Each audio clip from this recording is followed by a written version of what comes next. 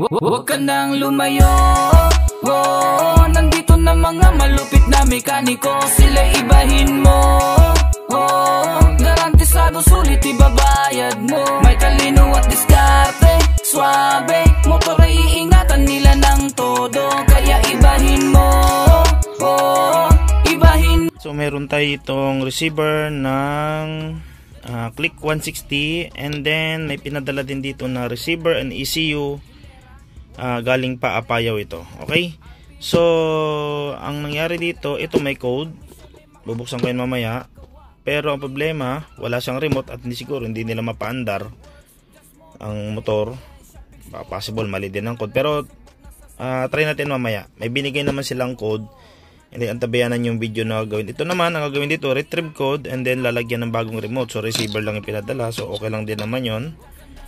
So yun guys, antabayanan yung mga tutorial na gagawin ko. So dalawang tools ang gagamitin ko dito. Papakita ko sa inyo in case na meron kayong tools na Smart FI at meron kayong tools na Motoscan. Okay, so about naman sa MST, wala nang problema, marami na akong vlog about doon. So naka-upload naman na dito sa aking YouTube channel yan at sa aking FB page. Okay, so antabayanan nyo na lang guys yung gagawin kong tutorial. Okay guys, so ito may pinadala siyang remote. Yan, may remote pala, then receiver, and then ECU. So itong receiver ay ayun, so wala pa namang bakas ng pinagbaklasan, so selyado pa, and wala pa mga putol yung pin. So ito ay pang NMAX version 2 2020. Okay, so ayan, so wala pang galaw din, hindi pa nila-program. Then iti-test muna natin to. Syempre may remote na siya, may receiver na ECU. Iti-test muna natin using yung gamit using ito, simulator tester natin. Okay, so isasalpa ko muna to, then papakita ko sa inyo yung magiging result niyan. Okay, so ito naisalpa ko na sa aking simulator.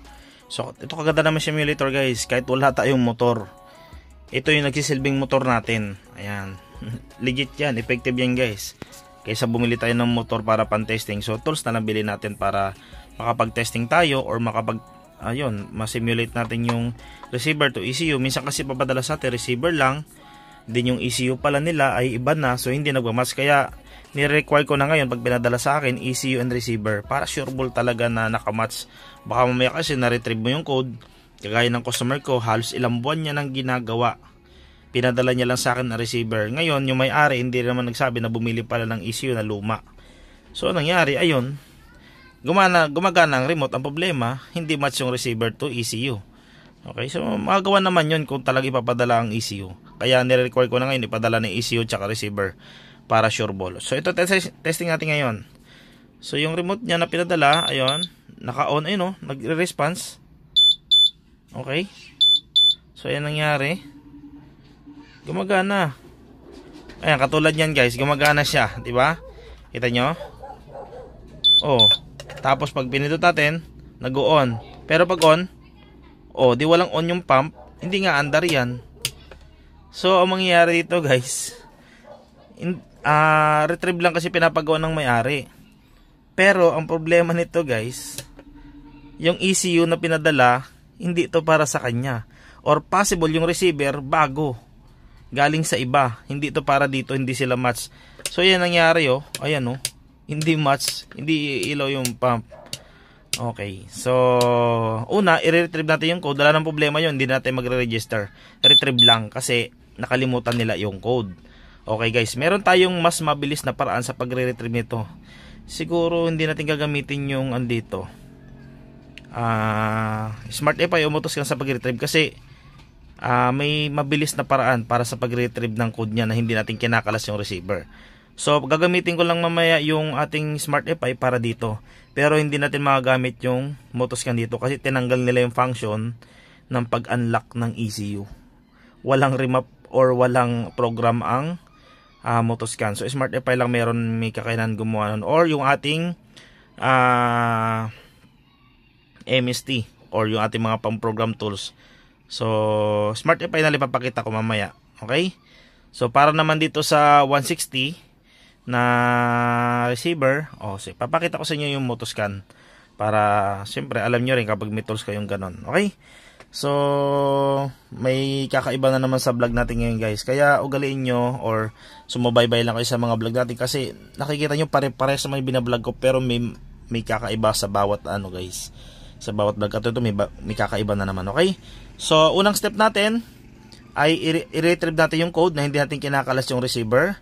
And then, i-unlock natin yung ECU para naman doon sa receiver na hindi match silang dalawa. Okay? So, yan ang ebidensya na hindi gumagana ang ECU to receiver. Okay?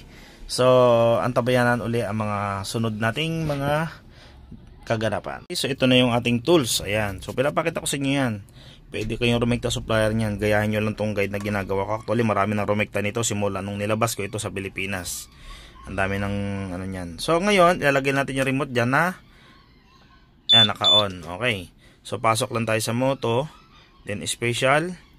Then, hanapin natin yung Yamaha. Ayan o. Meron tayo ditong Yamaha. Ayan yun.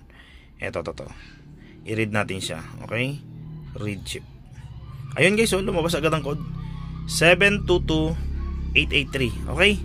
So, ito guys. May pinadala naman sa ating code na yung customer. Ito. Papakita ko na lang sa screen. So, match naman siya guys. So, dyan yung makikita yung tools natin kung gaano ka-accurate. Okay? So, 722883 ang code na binigay niya. Ngayon, ang gagawin natin dito, alam na natin yung code. So, next natin gagawin dito ay mag-unlock tayo ng ECU using Smart FI. Okay? So, antabayanan ulit. So, ito, naka-ready na tayo. So, ito na yung ECU. Ito na yung ating Smart FI.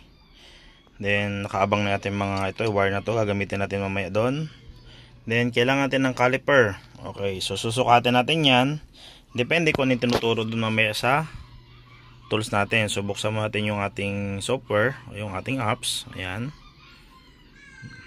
Then, Smart FI. Yan, login.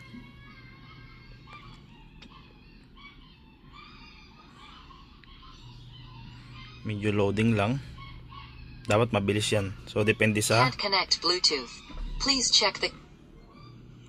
yun, tumunog na siya. Okay. So, pupunta tayo ngayon sa Smart Key. Ayan o. Tingnan ko nandoon sa record niya. Yamaha. Then, pasok tayo sa Smart Key Control. Then, 12 pin. Dahil yung ating receiver ay 12 pin. Ayan. So, punta tayo sa Special Function. Then, reset ECM, open ECM. So, ibig sabihin open ECM, bubuksan natin yung ECU, yung backdoor yan, ibig sabihin. Okay, so dito naman, itutusok lang tayo.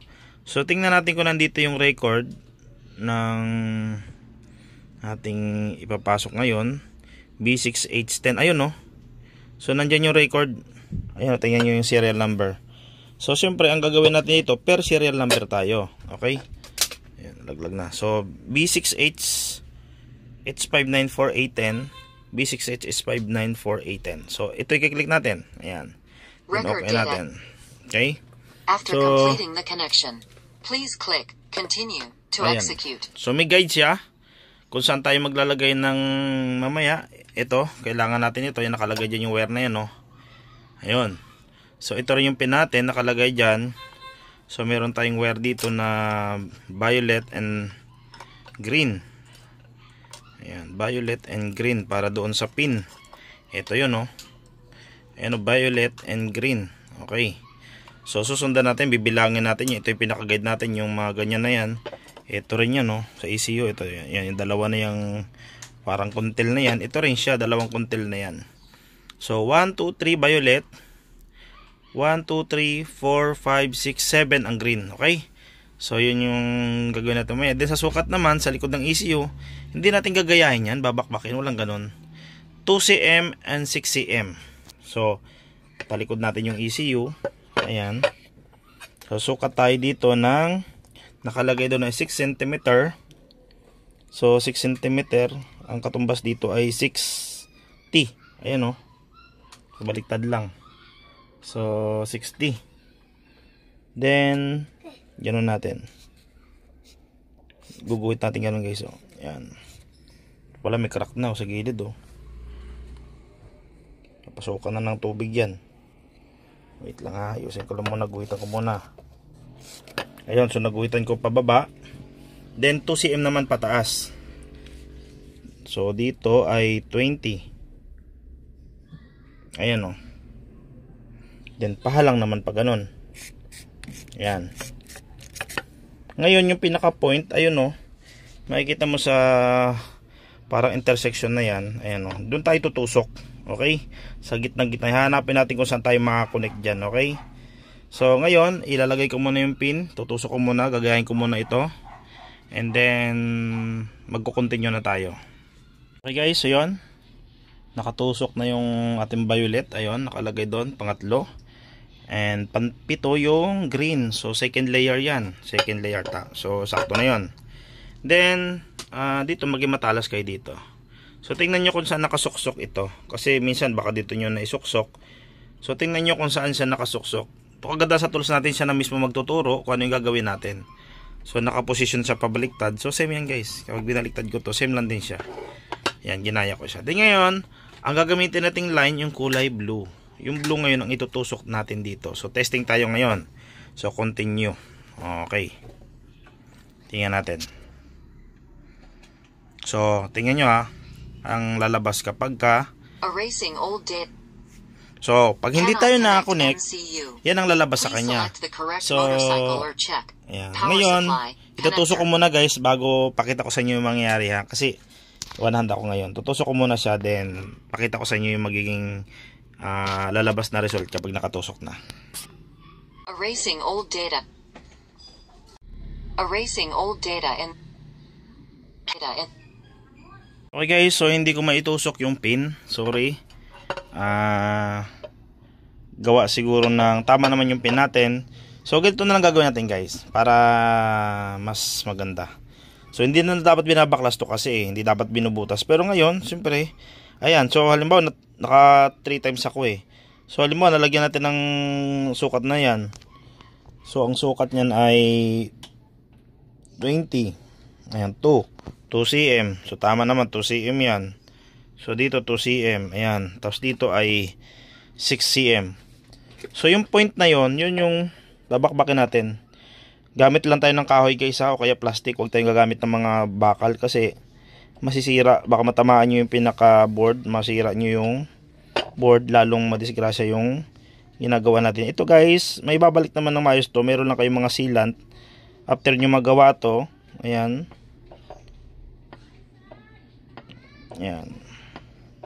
Butasin ko muna.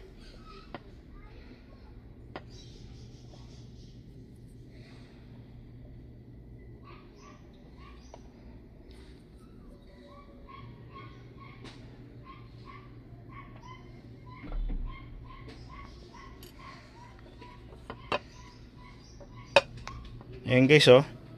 Nakikita nyo yung pin na yun. Yun yung parang hinang. Yun yung tutusukan natin. Okay. So tusukin ko muna siya. Then pagtusok ko, papakita ko sa inyo yung magiging result.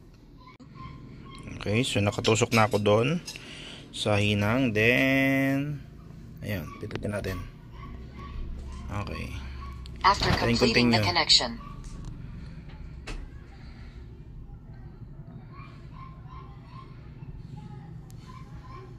erasing old data.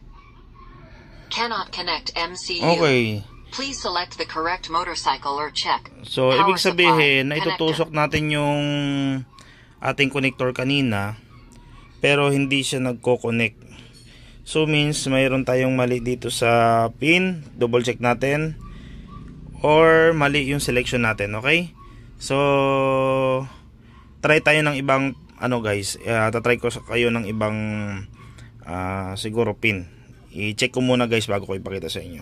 Okay guys, so dahil nag-failed, so naglagay ako ngayon ng ayan, para hindi ako nangangawit kasi matagal yan. So ito-try ulit natin yung B68 H594A, yung 10.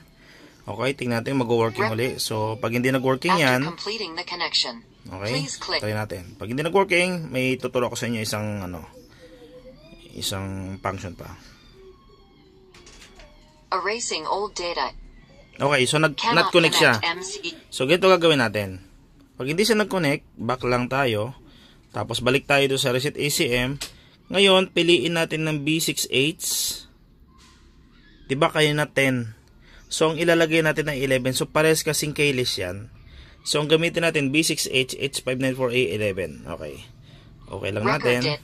Yun ngayon ay ipapasok natin sa ECU kasi magre-reset lang tayo ng ECM eh. Ayan, continue natin.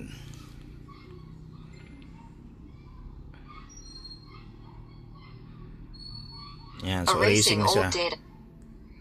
Cannot connect MCU. So try uli ako ngayon. So medyo pinapahirapan ako ito guys kasi unang try ko pa lang ito sa motor na to. Sa laptop naman wala akong problema eh. So baka kasi may encounter nyo to. Okay, so hindi na gumagana yung 10 natin. So papasok na tayo ng B6H H594A 11. Okay, so yun papasokin natin. So okay natin yan. So tingnan din ulit kung papasok. Pag hindi talaga guys gumana, so syempre hintayin na natin developer nito, report natin sa kanila kung paano i-update nila ulit ito, kung anong gagawin nila. So pag hindi talaga gumana, laptop na lang gagamitin nila dito guys. Wala nang problema yon. Importante ba pagkana natin yung ECU. Yan, magta-try tayo ngayon ng 11 kung mag-work. Okay. Erasing old data in the AQ. Please wait. Flashing data for EEPROM. Please do not turn off the ignition and disconnect the device.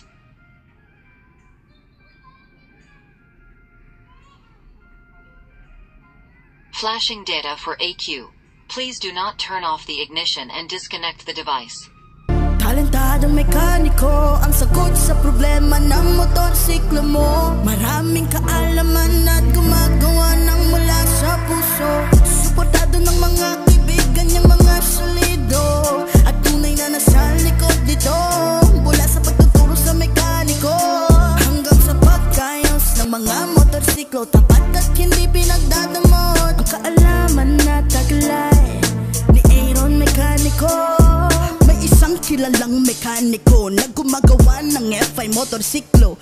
Nahirapan siya sa pag-troubleshoot. Tumawag lang iba niyang mga mekaniko. Hindi rin napaandar ang motor. Tumawag pa ng isang kilalang mekaniko. Ang resulta, hindi pa rin naayos. Kaya halos masira na ang ulo.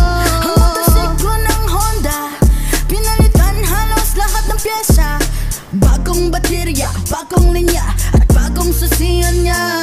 Pinalitan na rin ng mga fuse at socket. Ang resulta, hindi pa rin napagana. Pinalitan na ng computer box niya, pati na rin ang total body assembly niya. Bumili din ng spark plug cup, spark plug at bagong ignition coil niya. Binuksan na rin ang cylinder head of black. Baka ito ay lost compression na. Bumili din ng bagong fuel pump at sinubukan niya. Ang resulta, hindi pa rin talaga gumana. Kaya minsan mo tayong magtitiwala sa sariling kakayanan at kumpiyansa. Kahit kaano tayo kagaling at kahit madiskarte pa, kailangan pa rin natin ng ibang mekaniko. Kaibigang totoo, hindi ka ba tinatabla kasi sa oras nagkipit ka at hirap ka na. May malalapitan, may makukonsulta, ang problema. Talentadong mekaniko ang sagot sa problema ng motorsiklo mo. Maraming kaalaman at gumagawa ng mula sa puso. Yun guys, so yun, natapos na yung ating pagpa-plus. So bunutin na natin yan. Okay, so tetesting natin mamaya kung good na ba yan. Okay, so bunutin lang natin. So yun guys, tandaan nyo, take note nyo, yung code na binigay ko sa inyo kanina, yung B6H10 at B6H11 na yan, same lang yan guys ng file. Ang parehas na keyless yan. Wag lang kayong gagamit ng 30 or 00 or 01. So yan kasi mga code na yan ay K-type. Itong 10 saka 11 yan yung keyless. Okay, so working naman siya guys, gumagana naman yan. So matetesting natin mamaya kung doon sa ating tools na yon na simulate kung talagang pumasok na yung yung reset ECM. Okay, sorry. Okay, so yun guys, kahit pa paano gumagana yung ating Smart FI. Pero mas maganda kasi kung same din ang code para hindi kayo nalilito. Pero same lang naman yan guys. In case na ma-encounter nyo yan, yan din ang gamitin nyo. Okay, so tetestingin mo natin yung ating ECU. And antabayanan guys yung mga sunod kong gagawin. So testing natin kung working na ba siya. So ito yung remote. Ayan, so on muna natin. Okay, so gumagana. Feedback, gumagana. So ibig sabihin good pa rin yung receiver natin tsaka ECU. So gawin natin dyan, pindutin natin yung red, then on. Then on.